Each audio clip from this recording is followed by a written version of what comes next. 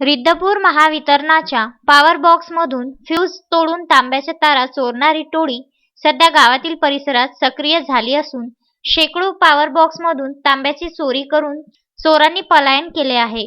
याच कारणामुळे शेतकऱ्यांनी 33 केव्हीच्या धोकादायक तारावरून पॉवर बॉक्समधून डायरेक्ट केले आहे। अपितू येत्या काळात हे शेतकऱ्यांसाठी घातक ठरू शकते। नवनियुक्त महावितरण उपअभियंता सुधीर वानखेडे यांनी आतापर्यंत परिसरातील जवळपास 300 पॉवर बॉक्स बदलले असून सुद्धा तांब्याच्या चोरीचे प्रमाण कमी झाले नाही। त्यामुळे शेतकऱ्यांच्या अडचणीत वाढ झाल्याचे दिसून येत आहे। उपअभियंता वानखेडे यांनी सर्व ग्रामपंचायतींना भेट देऊन शेतकऱ्यांच्या समस्येचे अवलोकन केले आणि मोर्शी पोलिसांनी या चोरांना पकडण्यात यश मिळवले आहे असे सांगून शेतकऱ्यांना आश्वस्त केले आहे। सध्या गहू, चना या पिकाचे सिंचन करण्याचे सुरू असून शेतकऱ्यांना रात्री अपरात्री पॉवर बॉक्सवर जावे लागते। महावितरणचे वायरमन 24 तास उपलब्ध होऊ शकत नाही।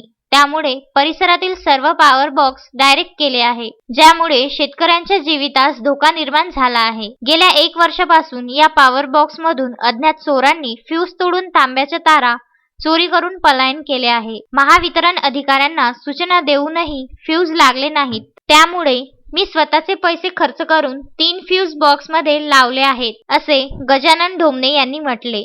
वसुदेवराव ढोमणे, आष्टुली रस्त्याची डीपी ही डीपी माझ्या शेतात लाईन सप्लाय करते। पण या डीपीवरची व्यवस्था अशी आहे की या डीपीवर साधा फ्यूज जर गेला तर फ्यूज टाकायसाठी ग्रीपसुद्धा नाही आहे।